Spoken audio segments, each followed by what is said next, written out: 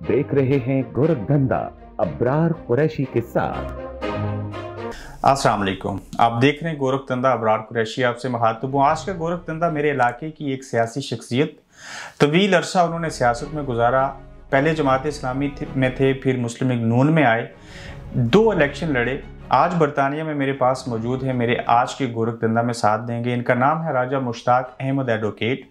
ये वो कानूनदान भी हैं, ये सियासतदान भी हैं। इनकी तवील जदोजहद है। इस पूरी सियासत के अंदर इन्होंने कौन से नशीब व फराज देखे और माशरे के अंदर ये भी तब्दीली लाना चाहते थे। जो शख्स तब्दीली लाना चाह रहा था वो खुद कैसे तब्दील हुआ, उसके रास्ते में कैसी रुकावटें आई, आज के गोरखधंधा में इस मौजू के ऊपर बात करेंगे। अस्सलाम वालेकुम। वालेकुम सलाम। कैसे हैं आप? अल्लाह का एहसान है। मेरा एक अच्छा तल्लक था आपसे, आज भी है, और मैं अरसे के बाद आपसे मिला। कैसे आना हुआ बरतानिया? बरतानिया में मैं इस दफ़ा कोई इससे पहले मैं 14 दफ़ा आ चुका हूँ। ठीक। ये 15वीं दफ़ा मैं अब बरतानिया में आया हूँ। 2017 में जब मैं आया तो ये फ़ैसला करके गया था कि मैं अब बरतानिया में नहीं आऊँगा। क्यों? उसकी बहुत सारी वजूहत हैं, जिसकी एक वजह ये भी है कि मैंने हमेशा यहाँ आकर कोशिश की कि हल्का चुरही के जो लोग हैं, थिंक टैंक्स टाइप के लोग, मैं उनको मुनज़्ज़म कर सकूं, लेकिन मैं इसमें नाकाम रहा। आप क्यों नाकाम रहे, इसके ऊपर बाद में बात करेंगे। आपके नाम के साथ लिखा था एडवोकेट। हाँ जी। वकील भी थे, आज भी हैं, डिग्री भी पास है, वकालतनामा है, वकालत करते नहीं हैं। इब्रार भाई, मैं जब 85 में मैंने वकालत शुरू की, उस वक़्त राजा असलम मरहूम फौत हो गए। आजी अकरम साहब मिनिस्टर बनकर मुजफ्फराबाद चले गए और मुझे शौक़ था वकालत का। मैंने 2 साल वकालत की। इन बिटवीन पंजाब यूनिवर्सिटी के एक प्रोफेसर डॉक्टर साहब ने, उनका मैं दर्स कुरान सुना मैंने बंजोसा के मकाम पर।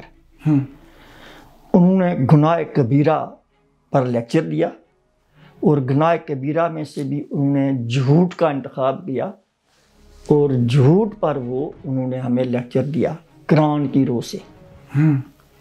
और उन्होंने साबित किया कि झूठ गुनाह कबीरा है। तो क्या वकालत करते हुए झूठ बोलना पड़ता है? झूठ के बगैर आप चल ही नहीं सकते। झूठ की वजह से आपने वकालत छोड़ दी? देखें, झूठ बोलने वाला आदमी बेगैरत बन जाता है, उसका ज़मीर मुर्दा हो जाता है। वो माँ से भी झूठ बोलेगा, बाप से भी और औलाद से भी झूठ बोलेगा। वो एक चलती फिरती राश होती है। तो यानी कि झूठ बोलना पड़ता है वकालत में, इस वजह से वकालत को छोड़ दिया? देखिए, मैं जब 2 साल मैंने वकालत की ना, तो जब लोग फीस देते थे तो मुझे शर्मिंदगी होती थी कि मैं काम कर रहा हूँ एक आदमी का और उसके एवज में पैसे ले रहा हूँ। ये मेरे ज़मीर के मजाज के ख़िलाफ़ था। जब मुझे ये पता चला कि गुनाह कबीरा, झूठ गुनाह कबीरा है एक कुरान की सूरत में, तो मैंने फिर जो है ना वो वकालत मैंने छोड़ दी, केस लेने छोड़ दिए। कोटली डिस्ट्रिक्ट बार में आज भी उसका रेगुलर मेंबर हूँ, लेकिन वकालत नहीं करती। लेकिन मैं केस नहीं ले रहा। राय साहब, सियासत में क्यों आए? देखिए, सियासत में समझ रहा था कि जब मैं पब्लिक में रहता था, मैं स्टूडेंट लाइफ से लोगों के छोटे छोटे काम, आम जो लोग जिनका कोई भी जो ना सहारा नहीं था, मैं उनका सहारा बनता रहा, उनके छोटे छोटे काम करता रहा, दफातर में जाता रहा सुबह से शाम तक। मैंने सोचा कि ये जो लोग जो इनकी महरूमियाँ हैं, जिस तरह ये ठकराए जाते हैं, जिस तरह इनके साथ झूठ बोला जाता है, फ्रॉड किया जाता है, इन लोगों की दस्तगिरी करनी चाहिए। और ये इसको मैंने सबसे बड़ी इबादत समझा। सियासत को मैंने इबादत समझा और इबादत समझकर मैंने खुदाखौफी की बुनियाद पर जो है ना वो सियासत का जो है ना वो आगाज़ किया। तो क्या आपको लगा कि सियासत इबादत है हमारे माशरे में? मैं समझता हूँ जी कि जिस तरीके से इस तरह अब लोगों को कुचला जा रहा है, उनके साथ जुल्म और ज़्यादतियाँ हो रही हैं, उसमें अगर कोई सियासतदान खड़ा होकर लोगों के हकूक़ की जंग लड़ता है, उनकी आवाज़ बनता है, اس سے بڑی جو ہے نا وہ عبادت کوئی نہیں. عبادت کوئی نہیں. تو جماعت اسلامی کا کیوں انتخاب کیا؟ آپ طویل عرصہ جماعت اسلامی میں رہے اور 2 الیکشن لڑے اس پلیٹ فارم سے. دیکھیں جماعت اسلامی میں نے دیکھا کہ غیر مسلکی جماعت ہے. اس میں ہر کلمہ گو مسلمان اس کے اندر آ سکتا ہے، اور فریضہ اقامت دین یہ ہماری بنیادی ذمہ داری ہے. جب نبوت کا سلسلہ ختم ہو گیا، اب قیامت تک کوئی نبی نہیں آئے گا، ایک قرآن آپ کے پاس ہے، نبی کی سیرت آپ کے پاس ہے، تو اس کی بنیاد پر اگر فریضہ اقامت دین آپ ادا کرنا چاہتے ہیں تو وہ جماعت اسلامی سے بہتر کوئی پلیٹ فارم نہیں ہے. اتنے بڑے اعلیٰ اور اچھے الفاظ جماعت اسلامی کے بارے میں کہہ رہے ہیں، جس نے آپ کی تربیت کی، جس نے آپ کو جھوٹ بولنے سے بچایا، اس جماعت اسلامی کو چھوڑ دیا سیاست کی خاطر. جماعت اسلامی ایک حقیقت ہے، اور میں سمجھتا ہوں کہ میں نے جماعت اسلامی اپنے چھوڑنے کا لفظ میں نے کبھی استعمال نہیں کیا. میرا دل ہی نہیں کرتا کہ میں یہ کہوں کہ میں نے جماعت اسلامی چھوڑ. لیکن آپ جماعت اسلامی کو حقیقت کہہ رہے ہیں، لیکن آپ اس حقیقت کا حصہ نہیں ہیں آج. میں یہی گزارش کر رہا ہوں کہ مجھ سے یہ گناہ کروایا فاروق حیدر نے. جماعت اسلامی کو چھوڑنا اور نون لیگ میں جانا گناہ تھا. میں نے ایک اچھی چیز کو چھوڑ کر بری چیز کا انتخاب کیا، جو مجھ سے بہت بڑی زندگی کی سب سے بڑی غلطی اگر میری زندگی کی کوئی ہے تو وہ یہ ہے، جماعت اسلامی کو چھوڑنا. جماعت اسلامی کو چھوڑنا میری غلطی ہے، اور فاروق حیدر کے کہنے پر نون لیگ جوائن کرنا یہ میری دوسری غلطی ہوئی. اب میں کیوں نون لیگ میں گیا؟ تو فاروق حیدر صاحب نے آپ کو خود کہا تھا کہ آپ نون لیگ میں آئیں، ٹکٹ دیں گے، الیکشن لڑیں، جیتیں اور اس معاشرے کے اندر بہتری لائیں. تو پھر کیا ہوا؟ دیکھیں فاروق حیدر صاحب 2010 میں راجہ منور کے بھائی کی شادی میں بعد نماز کے مقام پر فاروق حیدر صاحب سے میری پہلی ملاقات ہوئی. میں نے ہاتھ ملایا تو مجھے کہتے ہیں آپ ملتے نہیں ہیں.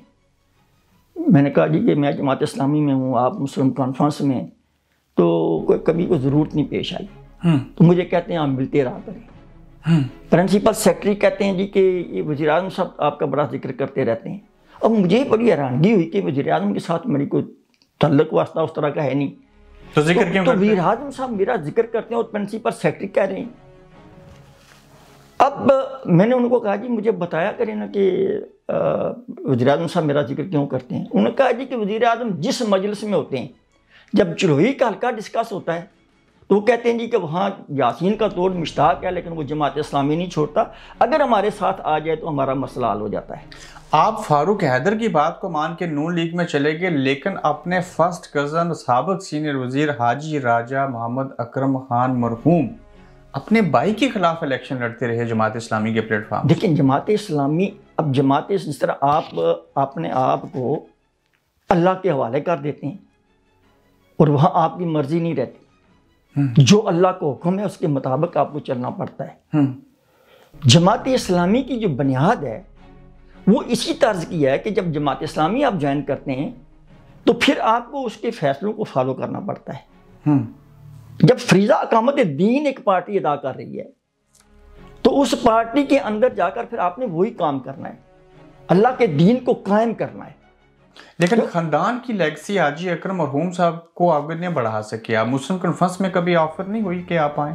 مسلم کانفرنس میں مجھے آفر ہوئی، سردار قیوم صاحب نے کی، سردار سکندر صاحب نے کی. اور مسلم کانفرنس کے اندر جب میں اس وقت اسٹوڈنٹ بھی تھا، جو 85 کے الیکشن ہوئے، اس میں نے ایک بڑا رول ادا کیا اور اس میں حاجی اکرم صاحب الیکشن جیتے. اس کا سردار قیوم صاحب کو بھی پتہ تھا اور سردار سکندر صاحب کو بھی پتہ تھا. 91 کا الیکشن جس میں بہت بڑے کرائسس تھے وہ جو نا وہ ہم گزرے ہیں. اور 91 کے ضمنی الیکشن میں آپ نے جماعت اسلامی میں ہوتے ہوئے مسلم کانفرنس کے امیدوار اپنے کزن کی حمایت کی. بالکل. لیکن چودھری یاسین صاحب کے خلاف کے چودھری یاسین صاحب کے اس وقت پہلے میں انکار کر گیا تھا. 91 کے الیکشن میں سارا کنبہ قبیلہ برادری انہوں نے کہا جی کہ آپ کام کریں حاجی اکرم صاحب کے لیے. میں انکار کر گیا تھا.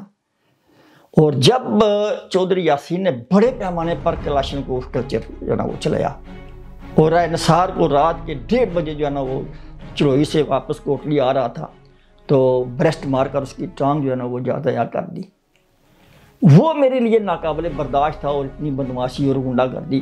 تو میں آج خود پھر اس میں انوالو ہو گیا حاجی صاحب اور ان کی اولاد جو ہے وہ کوٹلی سے باہر نہیں نکل رہے تھے.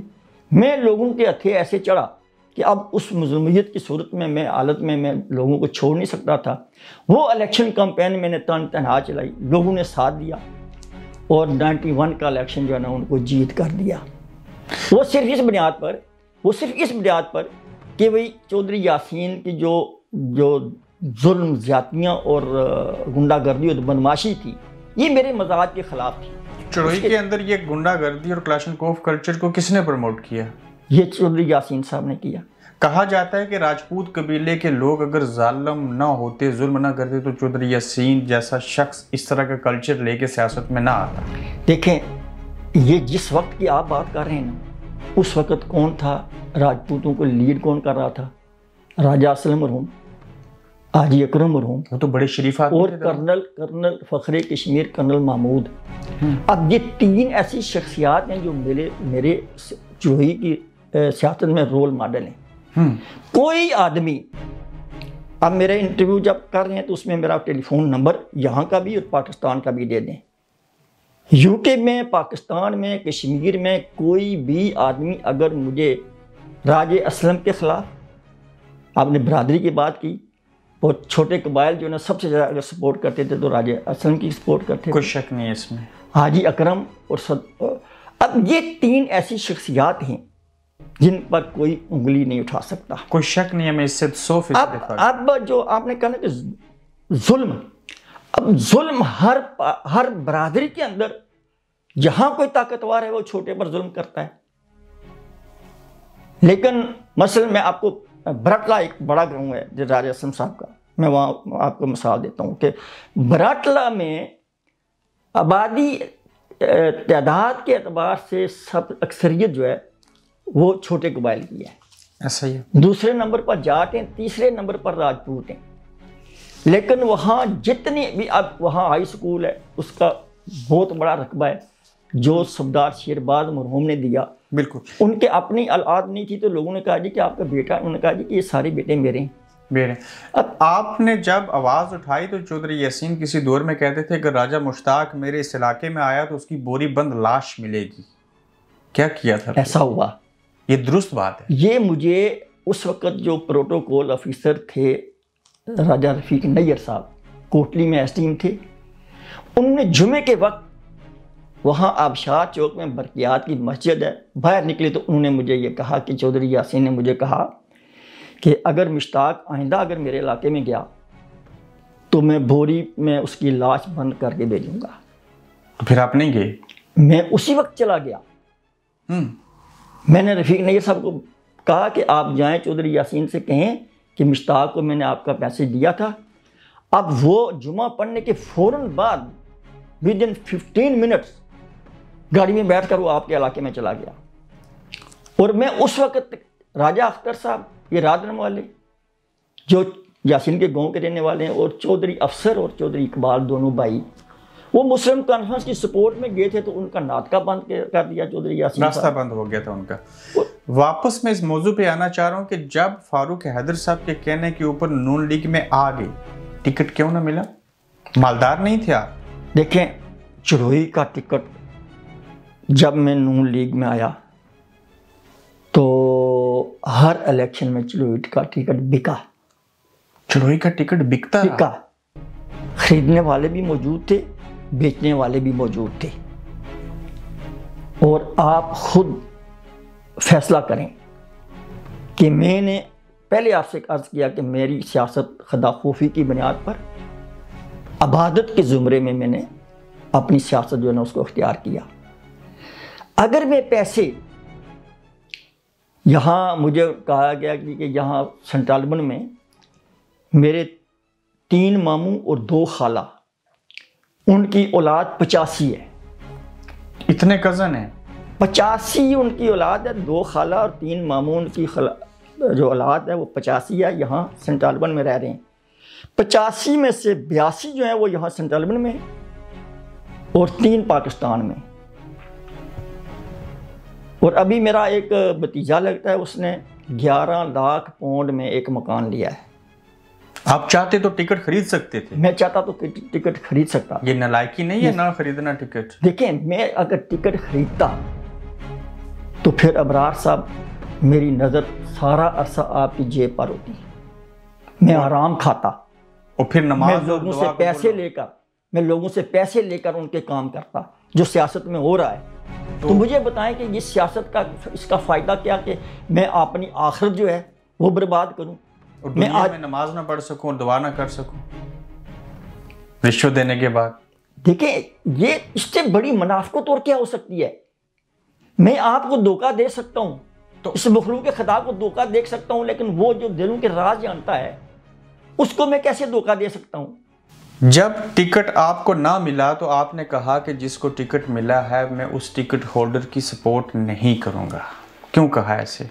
وہ میں نے اس لیے کہا کہ دیکھیں جب آپ ٹکٹ ہولڈر کی سپورٹ کرتے ہیں تو لوگوں کے پاس آپ جاتے ہیں, ان سے وعدہ کرنا پڑتے ہیں, ان کے کام ہوتے ہیں, ان کے مطالبات ہوتے ہیں. تو اس کا مطلب ہے کہ میں لوگوں کے پاس جاؤں اور جھوٹ بولوں. جب امیدوار محکمہ مال کا ایک ریٹائر افیسر ہے, اور محکمہ مال میں کیا ہوتا ہے آپ کو نہیں پتا, ساری دنیا جانتی ہے. پاکستان کی مرکزی لیگی قیادت کے سامنے آپ نے یہ شک رکھ دی کہ جب تک فاروق حیدر صاحب مجھے نہ ملیں جماعتی صدر, میں اس وقت تک ٹکٹ ہولڈر کی سپورٹ نہیں کروں گا. پنجاب ہاؤس اسلام آباد میں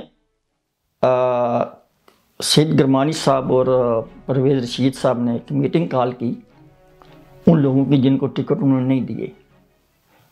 ڈڈیال کے ساتھی بھی تھے, کوٹلی کے تھے, سب نے کہا جی ٹھیک ہے ہم ٹکٹ ہولڈر کی سپورٹ کریں گے. میں نے کہا جی کہ میں ٹکٹ ہولڈر کی سپورٹ نہیں کروں گا. انہوں نے کہا کیوں؟ میں نے کہا جی جب تک میری پارٹی صدر سے ملاقات نہ ہو. اب پتہ تھا کہ آنے والی حکومت جو ہے نون لیگ کی آزاد کشمیر میں. اب میرا ایک ایجنڈا ہے, ایک پارٹی کی میں سپورٹ کرتا ہوں اور کل اس کی حکومت بن جاتی ہے تو میں تو اپنے اس ایجنڈے پر عمل کروں گا جس کو میں عبادت کہہ رہا ہوں. پھر فاروق حیدر صاحب سے ملاقات ہوئی آپ کی؟ پھر خالق وسیع اور ملک ذوالفقار کی ڈیوٹی لگائی ان دونوں شخصیات نے کہ مشتاق کی ملاقات کروائیں. اب فاروق حیدر صاحب ٹائم نہیں دے رہے ہیں. کوٹلی چلے گئے. کوٹلی زبیر کیانی صاحب جو یو کے میں مسلم لیگ کے جو ہے نا وہ ذمہ دار ہیں, اور راجہ امجد صاحب برمنگھم والے, یہ دونوں شخصیات وہاں موجود تھیں. انہوں نے بھی کوشش کی کہ صدر اپنے فاروق حیدر صاحب سے کہا کہ مشتاق کو ٹائم دیں. تو پھر گاڑی میں بیٹھے فاروق حیدر سے ملاقات ہو گئی. پھر انہوں نے جب انکار کیا تو میں نے پھر پروٹیسٹ کیا. پھر وہ بھاگے گئے فاروق حیدر صاحب کے پاس. انہوں نے کہا جی کہ میں سمانی جا رہا ہوں, مشتاق کو میری گاڑی میں بٹھائیں, اور گاڑی میں ہماری میٹنگ ہو جاتی ہے. اب میں گاڑی میں بیٹھ گیا اور پلاکا تک ہم گئے. پلاکا تک وہ ساری چیزیں جو میرے خدشات تھے وہ میں نے ان کے سامنے رکھے. آخر میں انہوں نے یہ کہا کہ میرا جو مشتاق تمہارا جو کرپشن کے خلاف جو تمہارا ایجنڈا ہے میں اس میں تمہارے ساتھ ہوں. میں نے کہا جی بس میرے لیے کافی ہے. پھر اس کے بعد میں وہاں سے واپس کوٹلی آ گیا. اور کرپشن کے خلاف آپ نے 3 ایجنڈے دیے, 3 ڈپارٹمنٹ دیے, جنگلات, پولیس اور تعلیم, ایجوکیشن. تینوں میں انتہا درجے کی کرپشن. میں لڑتا رہا, میں مرتا رہا, میں انتقام کا نشانہ بنتا رہا. فاروق حیدر کا میرپور ڈویژن کا سینئر نائب صدر اداروں کے ظلم کا شکار ہوتا رہا. فاروق حیدر خاموش تماشائی بنے رہے. کیا یہ درست ہے کہ آپ نے 300 سے زائد مرتبہ فاروق حیدر صاحب کو کال کرنے کی کوشش کی اور نہیں بات ہو سکی؟ میں 77 دفعہ مظفر آباد گیا. کس کو ملنے ہیں؟ فاروق حیدر صاحب کو ملنے. نہیں مل سکے. فاروق حیدر صاحب نے ٹائم ہی نہیں دیا. میں ناراض ہوتا رہا مالک ذوالفقار اور اس پر ارشد پر. 77 دفعہ مظفر آباد کے فاروق حیدر کو ملنے اور وہ نہیں ملے. میں ان پر ناراض ہوتا رہا کہ یہ جو نا ملاقات کا وقت نہیں لے کر دیتے. اور ایک ٹائم ایسا آیا کہ میں پورا دن بلاک نمبر 4 میں مظفر آباد وزیر اعظم کی میٹنگ ہو رہی ہے, میں باہر کھڑا ہو گیا. جب وزیر اعظم نکلیں گے تو آج میں ان سے ٹائم لے کر چھوڑوں گا. پھر کیا ہوا؟ جب وہ باہر نکلے میں دوڑ کر آگے چلا گیا. مجھے کہتے ہیں جی کہ آپ شام کو آ جائیں دفتر میں، پرائم منسٹر ہاؤس میں. میں وہاں چلا گیا. مجھ سے پہلے 10 دن ہوئے تھے راجہ افضل صاحب کو، سابق زکوٰۃ کے چیئرمین پلال والے، وہاں کشمیر اس میں اسمبلی ہاسٹل میں لیتے ہوئے. ان کو ٹائم نہیں مل رہا تھا. ملک ذوالفقار نے اپنے کوئی کوٹلی کے ملک تھے، ان کے لیے ٹائم لیا اور ساتھ افضل صاحب کی ملاقات ہوگی. مجھے ارشد اور ملک ذوالفقار کہتے ہیں جی کہ آپ بیٹھیں، ان کی ملاقات ہو جائے تو اس کے بعد آپ کی ملاقات کرواتے ہیں. اب ان کی ملاقات ہوگی، وہ باہر نکل گئے. ارشد صاحب میرے پاس آتے ہیں کہ کام کیا ہے؟ میں نے کہا جی مجھے وزیر اعظم تک کام ہے. اب وہ تو نہیں مل سکتے، ان کے پاؤں میں درد ہے، یہ ہے وہ ہے. میں نے کہا جی پھر تو انہوں نے مجھے بلایا تھا تو میری ملاقات تو ان سے ہونی ہے، اس کے علاوہ تک مجھے کوئی فائدہ ہی نہیں. کیونکہ آپ کے کام ہیں. تو میں نے کہا میں کام آج دن تک آپ کا ذاتی میں نے کام کوئی نہیں بتایا، مجھے کوئی کام نہیں ہے سوائے ملاقات کے. اب ملاقات میں وہ جو کرپشن کا انہوں نے وعدہ کیا تھا اور کرپشن ہو رہی ہے اور اداروں کے ساتھ میں لڑ رہا ہوں اور میرے سامنے لوگوں پر ظلم ہو رہے ہیں، زیادتیاں ہو رہی ہیں، پیسہ چل رہا ہے، اس کے بغیر کوئی کام ہی نہیں ہو رہا.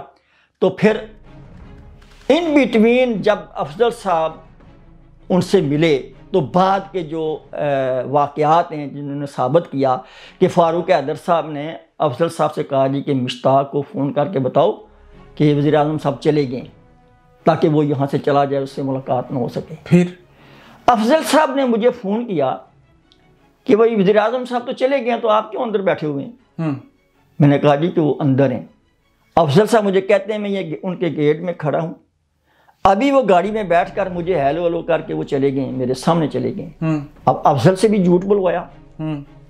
اور جب میں اس کے بعد باہر نکلا کمرے سے تو فاروق حیدر صاحب آپ حیران ہوں گے کہ ایک پرائم منسٹر، مجھ جیسا آدمی جس کے کوئی ذاتی مطالبات نہیں ہیں، میرے مطالبات، میرا کام اس نوعیت کا تھا کہ مسلم لیگ کی عزت بنے، نواز شریف کی عزت بنے، جس پارٹی میں میں آیا ہوں میں اس کے لیے کوئی کام کروں.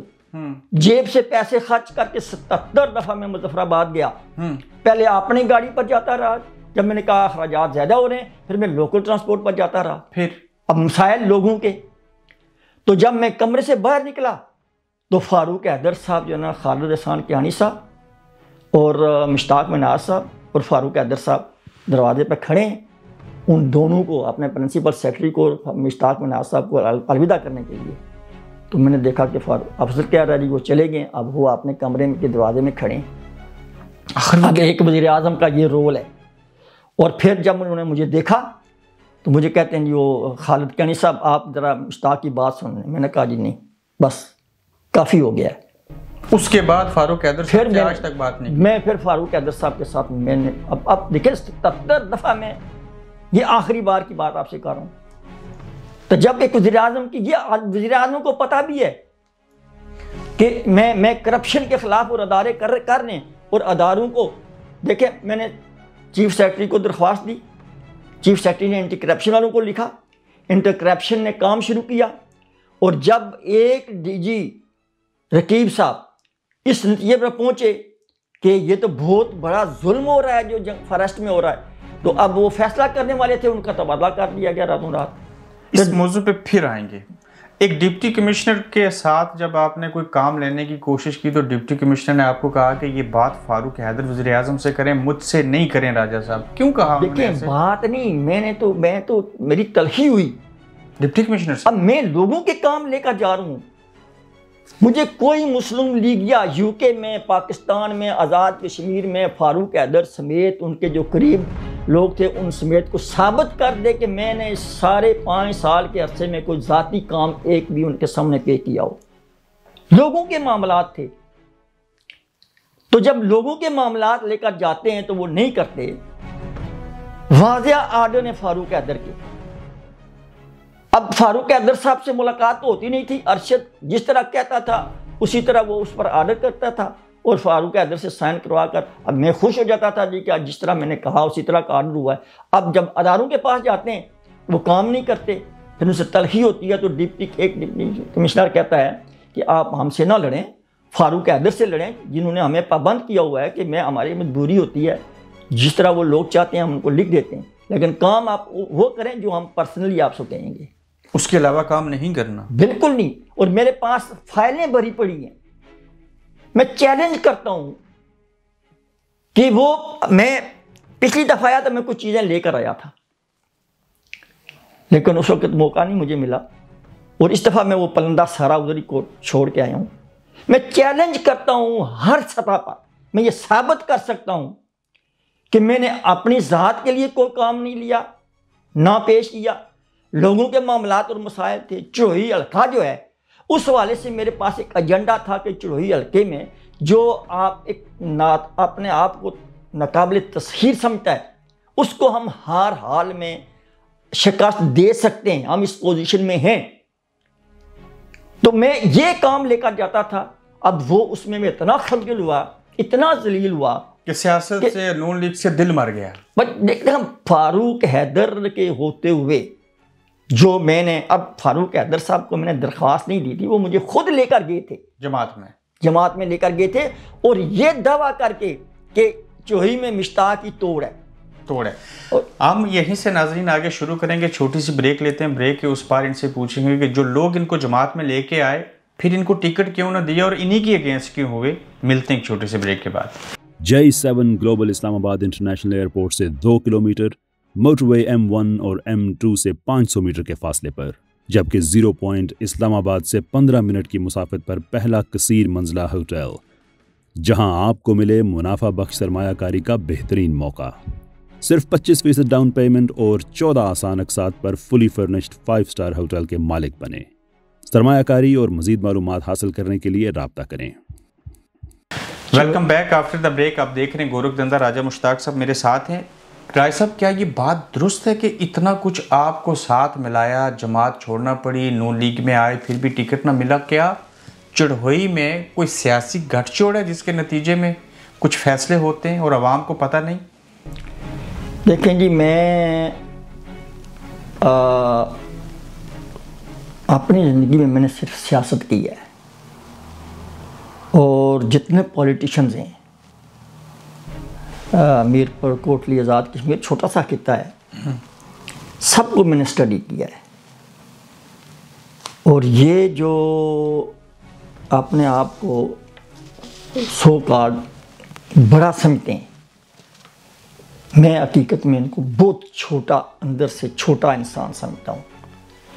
یہ الیکشن کے مرحلے پر اپنی سیٹیں جو ہیں ان کو محفوظ کرنے کے لیے مخالف سے مخالف بھی لوگ اپنے جو اپوزٹ امیدوار ہوتے ہیں ان سے سودا بازیاں کرتے ہیں.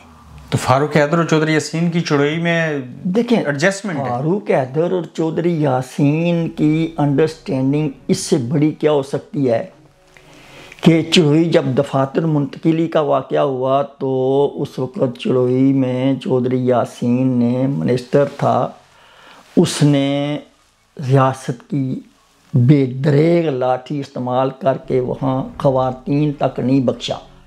ظلم کی انتہا ہوئی, جو چڑھوئی والوں کے لیے بہت بڑا مسئلہ تھا, عزت اور غیرت کا مسئلہ تھا.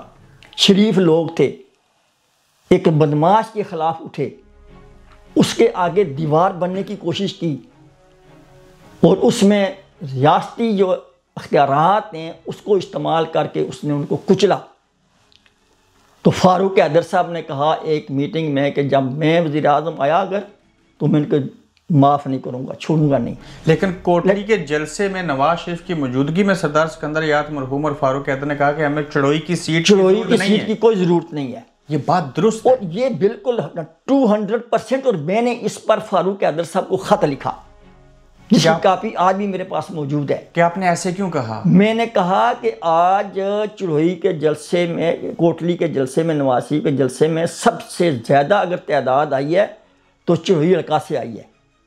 ہم سب امیدوار جو ہیں ہم نے اپنے الگ الگ جلوس, آپس میں کمپٹیشن تھا. میں نے کوشش کی کہ میرے ساتھ سب سے زیادہ بندے ہوں.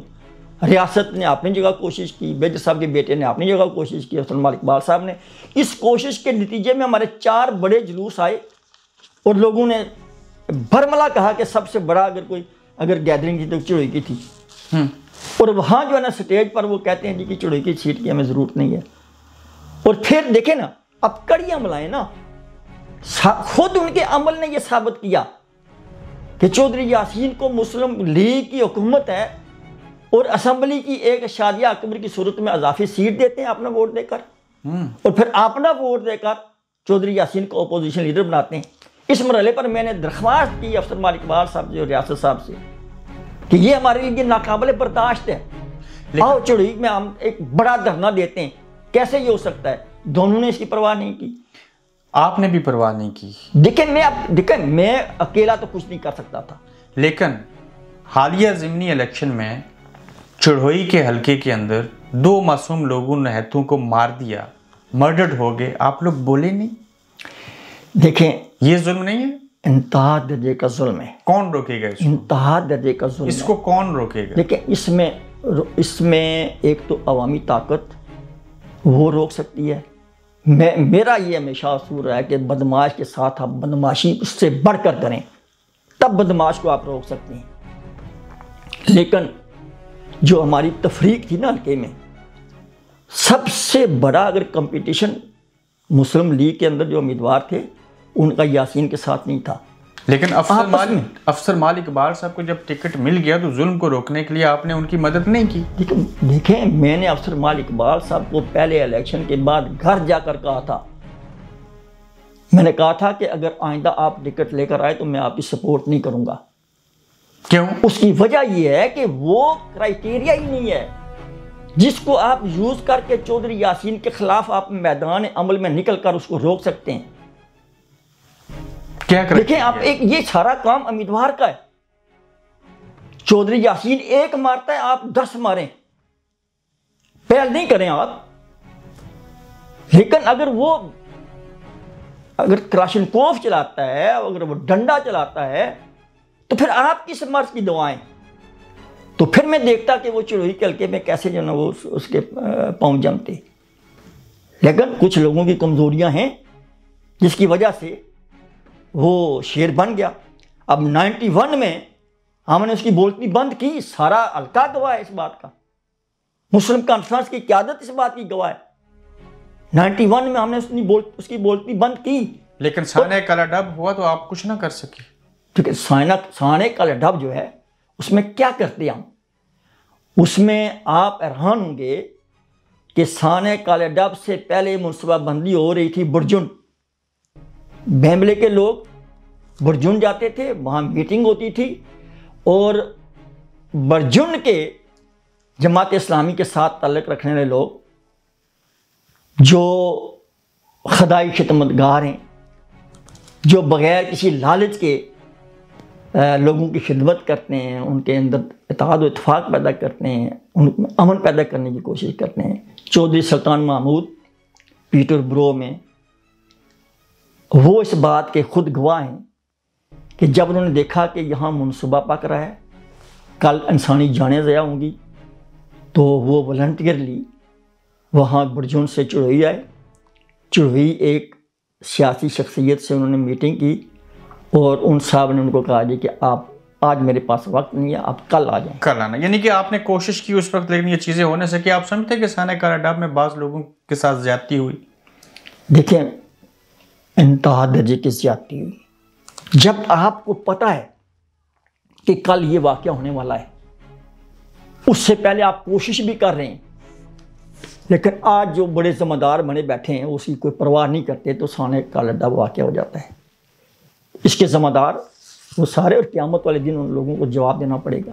میجر ریٹائرڈ منصف داد خان مرحوم کے خلاف آپ بطور آزاد آپ نے جماعت اسلامی کا امیدوار ہوتے ہوئے الیکشن لڑے، کیسے انسان تھے؟ دیکھیں ہر انسان میں کچھ خوبیاں بھی ہوتی ہیں اور خامیاں بھی ہوتی ہیں۔ میجر منصف داد صاحب کے خلاف ایک منصوبہ بنا، بعد میں پتہ چلا کہ فاروق حیدر صاحب بھی اس میں شریک تھے، اور راجہ امتیاز صاحب بھی تھے، ریاست صاحب اور افسر مالک اقبال صاحب بھی۔ تو مائنس میجر منصف داد کا ایک فارمولہ تیار ہوا۔ کیوں؟ اب ان کی آپس میں ذاتی کوئی ہوئی ہوگی، ناڑا کوٹ میں میٹنگ ہوئی، میرے سامنے یہ منصوبہ رکھا گیا، باقی سب اس میں اتفاق، سب نے اتفاق کیا، میں نے اختلاف کیا۔ اچھا، میں نے کہا جی اگر آپ الیکشن لڑنا چاہتے ہیں تو آپ کسی ایک کو مائنس کر کے، اس کا مطلب ہے کہ آپ یاسین کی سپورٹ کر رہے ہیں، اس کو آپ نے مخالف کھڑا کرنا چاہتے ہیں۔ مسئلہ یہ ہے کہ جس کو ٹکٹ ملے گا اس کا سارے ساتھ دیں اور اس کو الیکشن جتوائیں۔ آپ میری مسودات کو مائنس کر کے آپ حاصل کیا کریں گے؟ اب میری مخالفت کی وجہ سے وہ منصوبہ ان کا ناکام ہوا۔ اب میجر صاحب نے، اب وہ دنیا میں نہیں ہے، لیکن چونکہ سیاست کا ایک حصہ ہے، اور سیاست میں جب میں نے اپنے آپ کو سیاست میں پیش کیا تو میں اب لوگوں کی پراپرٹی ہوں، مجھ پر ہر طرح کا آپ سوال کر سکتے ہیں، میری ذاتی حیثیت اب ختم ہے۔ تو میں اب دیکھیں، راجہ اسلم اور راجہ اکرم صاحب نے سیاست کی، ساری زندگی کی اور قبر تک کی۔ میجر صاحب جو ہے نا وہ سروس مائنڈڈ تھے، ایک الیکشن ہارا، دوسرا جیتا، تیسرے میں جو میدان چھوڑ دیا، یہ ایک جو چیز ہے نا ان کی، ان سے غلط ہوا۔ راجہ ریاست صاحب کو ٹکٹ ملا، ٹھیک فیصلہ تھا؟ دیکھیں اگر تو وہ تو ثابت ہو گیا کہ صحیح فیصلہ تھا یا غلط تھا۔ ہارنے کے بعد ایک الیکشن بھی آ رہی، دوسرا الیکشن بھی آ رہی، افسر مالک بال صاحب ایک الیکشن بھی آ رہی، دوسرا الیکشن بھی آ رہی۔ اب ان لوگوں میں بیماری یہ ہے جو کل بھی تھی آج بھی ہے، میں یہ برملا کہتا ہوں، لیکن یہ کوئی آسان کام نہیں ہے کہ لوگوں کو آپ آزمائش میں ڈالیں۔ ان میں بیماری یہ ہے کہ نہ الیکشن سے پہلے ایک میٹنگ کرتے ہیں اور ہارنے کے بعد بھی کوئی میٹنگ نہیں کرتے، اس پر کوئی احتساب نہیں کرتے، غور و فکر نہیں کرتے، وجوہات کیا ہیں ہارنے کی۔ تو پھر کیسے اب فیصلہ جو ہے نا وہ صحیح فیصلہ کیسے ہو سکتا ہے؟ فاروق حیدر صاحب اسلام آباد کے ایک پروڈیوسر کو انٹرویو میں کہتے ہیں، وہ چڑوئی پر سوال کرتا ہے، تو فاروق حیدر صاحب کہتے ہیں کہ اگر مشتاق کو وہاں سے ٹکٹ دیا جائے تو وہ سیٹ نکال سکتا ہے چڑوئی سے، لیکن ٹکٹ نہیں دیتے۔ ٹکٹ دیکھیں نا، اب اس کی وجوہات کیا ہیں وہ پہلے ڈسکس ہو چکی ہیں۔ مستقبل قریب کیا کرنا چاہتے ہیں آپ؟ دیکھیں میں اب بھی میرا ایجنڈا جو ہے نا وہ پرائرٹی وہ حلقہ چڑوئی ہے۔ چڑوئی میں اس پچھلے الیکشن میں مجھ سے ریاست نے کوئی سپورٹ نہیں مانگی، نہ پہلے الیکشن میں نہ ضمنی الیکشن میں۔ اس کی کوئی وجوہات ہو سکتی ہیں۔ میں نے ایک لیٹر لکھا جو ہمارے حلقہ کے چڑوئی کے جو صاحب الرائے لوگ تھے کہ ہمارے حلقہ میں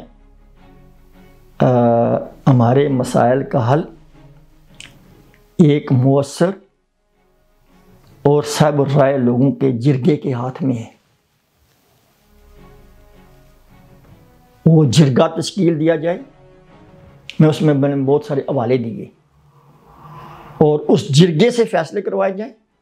وہ جرگہ ایک امیدوار کی پشت پر کھڑا ہو، اور میں چیلنج کرتا ہوں جیسے بھی حالات ہوں، جتنی مرضی بدماشی کوئی کرے، جتنا مرضی ہے کوئی پیسہ لگائے، چڑوئی کی سیٹ ہم کسی صورت نہیں ہار سکتے۔ اگر آئندہ آپ کو کوئی جماعت ٹکٹ دے تو آپ الیکشن لڑنے کو تیار ہیں؟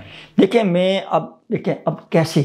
اب تو فاروق حیدر صدر نہیں ہے، شاہ غلام قادر صاحب صدر ہے۔ 5 سال جو حکومت رہی ہے مسلم لیگ کی، مجھے مسلم لیگ میں یہ لے کر گئے تھے، وہ 5 سال کا میں جواب لوگوں کو کیا دوں گا؟ جھوٹ بولوں گا؟ سچ بولوں گا؟ تو جس پارٹی سے آپ کہہ رہے ہیں جی کہ میں ٹکٹ لے کر آئندہ الیکشن لڑوں، سچ بولوں گا تو اس کی ساکھ اور زیادہ ننگی ہوگی اور ایکسپوز ہوں گی۔ تو پھر یا میں جھوٹ بولوں، جھوٹ بول کر میں اپنی جو کمزوریاں ان پر، اب 5 سال کا عرصہ جس میں میں بہت کام کرنا چاہ رہا تھا، اگر چڑوئی کے حوالے سے میرے اس ایجنڈے پر میرا ایجنڈا سن لیتے فاروق حیدر صاحب، وہ 5 سال جو ہے اس میں جو پیسہ پاکستان سے ملا اس کو ایمانداری اور دیانتداری بغیر کرپشن کے ہم استعمال کرتے، لوگوں کی خدمت کرتے، چڑوئی سے ہم وہ پہلے سے زیادہ طاقتور ہوتے۔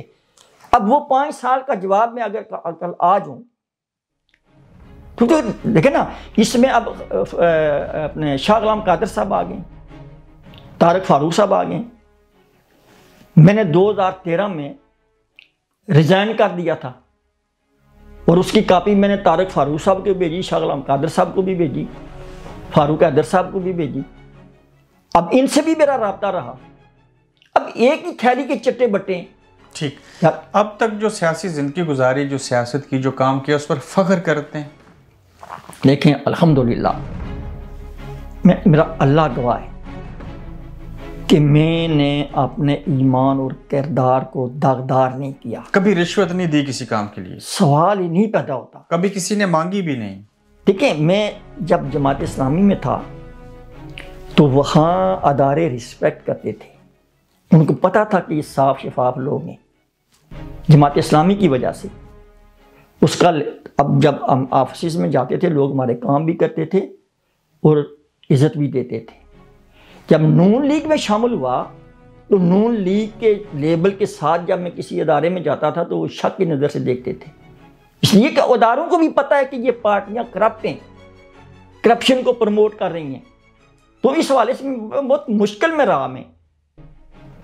اور پھر میں دیکھیں نا میں یہ برملا کہتا ہوں کہ میں نے اللہ معاف کرے، اور میں وہ اسلامی تحریک جو اللہ کے دین کو قائم کرنے کے لیے قائم ہوئی، جو لا الہ الا اللہ محمد رسول اللہ پر بلیو کرتی ہے، جو مسلم پر بلیو کرتی ہے۔